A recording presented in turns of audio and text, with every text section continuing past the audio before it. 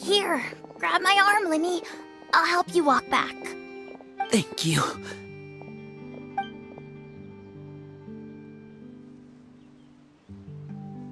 Clairvy.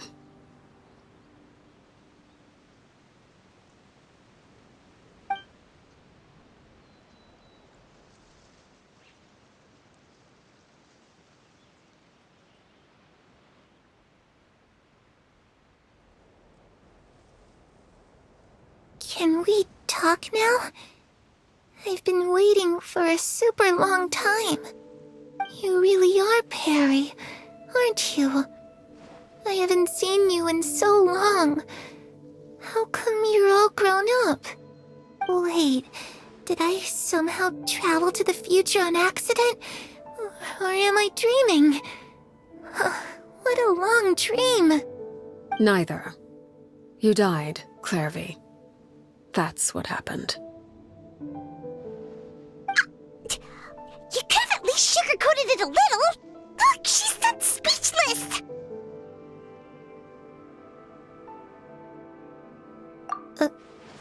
Oh. Okay then. Huh? That's it? You accepted it just like that? Yep. If that's what Perry says happened, then I believe her. Perry wouldn't lie to me. Plus, I don't really need to know why I'm like this. I'm more curious about what happens in the future. If you're a harbinger now, Perry, that means Mother is gone, isn't she? Can you tell me about it? I want to know what happened to her. And to me. You never stopped trying to defy fate. At first, no one believed you. You could only vent your frustrations to the moon. In fact, you often sought comfort in the night sky. You wanted to see the aurora, so one night we promised each other we would go to Snezhnaya to see it together. Later on, you tried to run away, but you were brought back each time. Mother spared your life, but it wasn't out of kindness. Instead, she decided to make an example of you by slowly torturing you over time. That way, the other children would know what happens to traitors. Still, you never gave up. Mother hoped that through ruthless duel after ruthless duel, she would be able to crown an ultimate victor among the children she raised.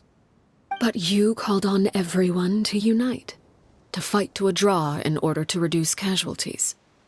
Your efforts may have only delayed the inevitable, but still. You gave them hope. You tried everything you could think of, but every attempt ended in failure. Still, you never turned your sword on Crucibina, and you never turned it on me. On that gloomy day, you told me, "For the last 16 years of my life, I've done everything I can to fight for freedom. But now, I realize that the only freedom I truly possess is the freedom to choose to die." I never imagined I would say something like that. I must have been feeling really worn down. But somehow, I still think I understand. According to Mother's plan, only one of us was going to make it until the end. And I always hoped that person would be you. If I could do it all over again, I still don't think I would make a different choice.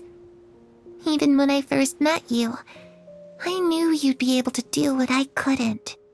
Is that so? Even now, I'm not sure I truly understand what kind of freedom you were trying to pursue. But as the head of the House of the Hearth and as the children's father, I've tried to give them the most basic of freedoms.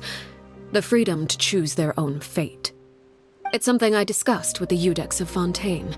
The children who want to leave the house will have their memories wiped clean of all secrets pertaining to the organization.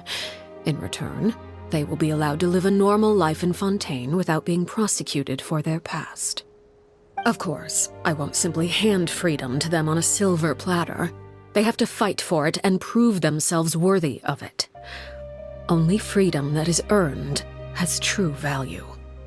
That's more than enough. That's exactly the kind of life I was fighting for. You know, Perry, I think you're a pretty amazing king, and a really great father, too.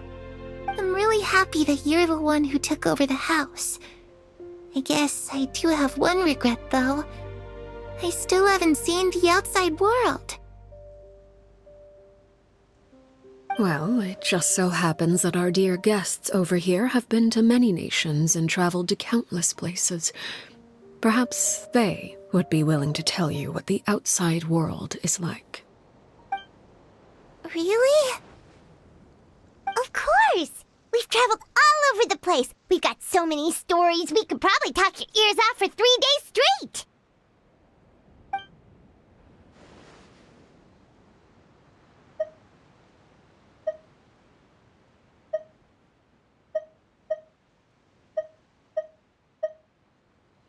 Those yokai you mentioned, what do they look like?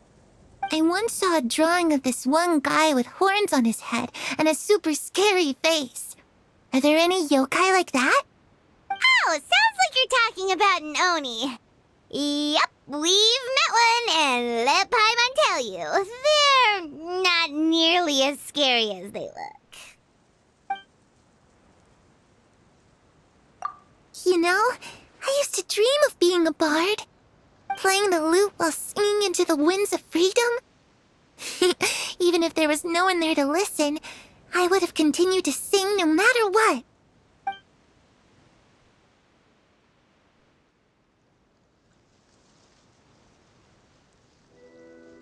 Ah, that's where Mora comes from. I never knew that before.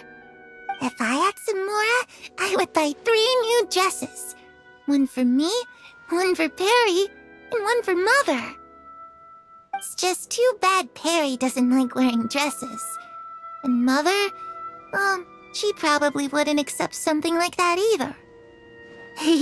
I guess I'd just have to keep them all for me then. I could wear a different one every day.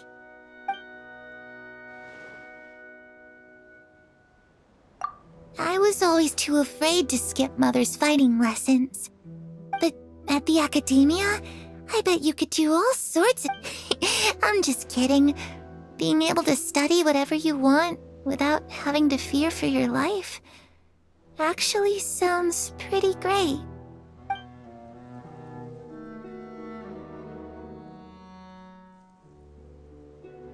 The situation was super dangerous. Lenny and Lynette were accused of committing a crime, and they were going to have to stand trial at the Opera Epicles.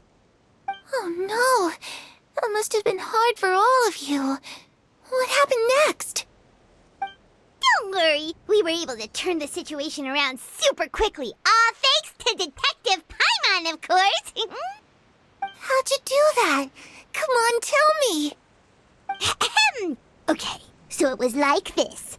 After the failed magic show, we rushed to the scene and...